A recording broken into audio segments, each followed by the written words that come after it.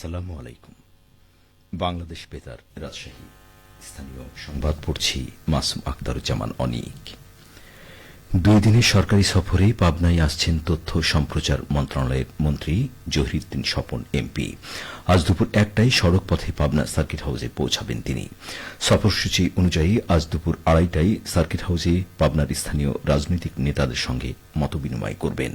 বিকেল 4টায় জেলা স্কুল মাঠে বৃক্ষরোপণ কর্মসূচিতে অংশগ্রহণ করবেন। বিকেল 5টায় প্রধান অতিথি হিসেবে পাবনা স্বাধীনতা চত্বরে পাবনা বইমেলা 2026 উদ্বোধন করবেন এবং সন্ধে 7:30টায় পাবনা প্রেস ক্লাব মিলনায়তনে সাংবাদিকদের সঙ্গে মতবিনিময় সভায় অংশগ্রহণ করবেন।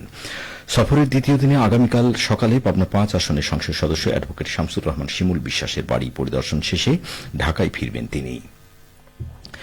নাগরিক সেবার মান বৃদ্ধিতে নাটোরের সিংড়া উপজেলায় একটি পৌরসভা এবং 6টি ইউনিয়ন ভূমি অফিসের নির্মাণ করা হচ্ছে। প্রতিটি ভূমি অফিসের গড় নির্মাণ ব্যয় প্রায় 1 কোটি টাকা। একতলা বিশিষ্ট এসব ভূমি অফিসের নির্মাণ কাজ বাস্তবায়ন করছে স্থানীয় সরকার প্রকৌশল বিভাগ।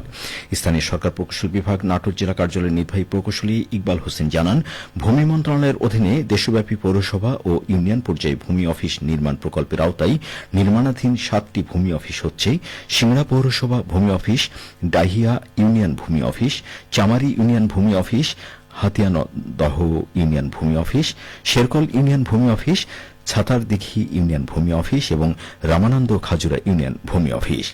চলতি অর্থ বছরের মধ্যে এসব ভূমি অফিসের নির্মাণ কাজ সম্পূর্ণ হবে বলে জানিয়েছেন নির্বাহী প্রকৌশলী। চাঁপাইনবাবগঞ্জ সদর উপজেলায় অনূর্ধ্ব 14 বালক বালিকাদের সাঁতার প্রশিক্ষণ শুরু হয়েছে। বাংলাদেশ ক্রীড়া পরিদপ্তরের বার্ষিক ক্রীড়া কর্মসূচির আওতায় চাঁপাইনবাবগঞ্জ জেলা ক্রীড়া অফিসের ব্যবস্থাপনায় এই প্রশিক্ষণের আয়োজন করা হয়েছে। গতকাল চাঁপাইনবাবগঞ্জ জেলা স্টেডিয়াম সংলগ্ন সুইমিং পুলে মাসব্যাপী এই সাঁতার প্রশিক্ষণের উদ্বোধন করেন অনুষ্ঠানের প্রধান অতিথি চাঁপাইনবাবগঞ্জ জেলা প্রশাসক আবু সালেহ মাহমুদ মুসা জঙ্গি। প্রশিক্ষণে 30 জন সাঁতারু অংশগ্রহণ করে। সিরাজগঞ্জের বেলকুচি উপজেলায় ভ্রাম্যমাণ আদালত অভিযান চালিয়ে 2টি অবৈধ তেলের দোকান থেকে 1510 লিটার জ্বালানি তেল জব্দ করেছে। এ ঘটনায় 2 ব্যবসায়ীকে মোট 20,000 টাকা জরিমানা করা হয়েছে। গতকাল উপজেলার ধুকড়িয়া বেড়া ইউনিয়নের মরুপুর বাজার এলাকায় উপজেলার সহকারী কমিশনার ভূমি ইসরাত জাহানের নেতৃত্বে এই অভিযান পরিচালনা করা হয়। উপজেলা সহকারী কমিশনার ভ্রাম্যমাণ আদালতের বিচারক ইসরাত জাহান জানান, 2 ব্যবসায়ীকে 10,000 টাকা করে মোট 20,000 টাকা জরিমানা করা হয়েছে। উদ্ধারকৃত জ্বালানি তেল তাৎক্ষণিকভাবে স্থানীয়দের মধ্যে বিক্রি করে প্রাপ্ত অর্থ সরকারি কোষাগারে জমা দেওয়া হয়েছে। এদিকে সিরাজগঞ্জ সিলিন্ডার গ্যাসে বাড়তি দাম নেওয়ার অপরাধে এক ডিলারকে 30,000 টাকা জরিমানা করেছে ভ্রাম্যমাণ আদালত। গতকাল সিরাজগঞ্জ সদর উপজেলার অ্যালবার্টস এনার্জিতে এই অভিযান পরিচালনা করা হয়।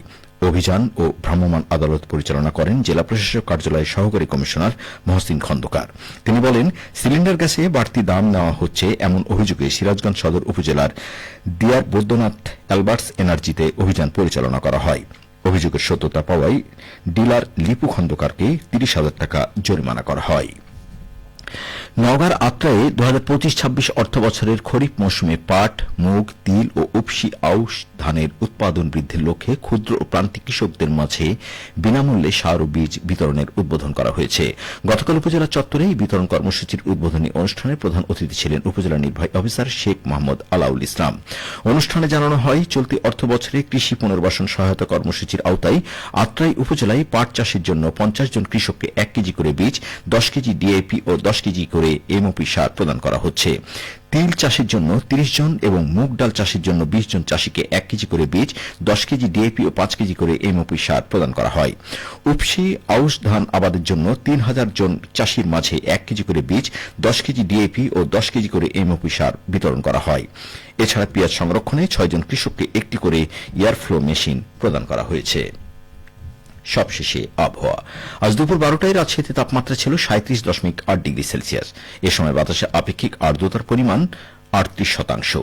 রাজশাহী পার্শ্ববর্তী এলাকায় আজ সূর্যাস্ত সন্ধে 6:22 মিনিটে। সংবাদ শেষ হল। আমাদের পরবর্তী সংবাদ দুপুর 2:05 মিনিটে।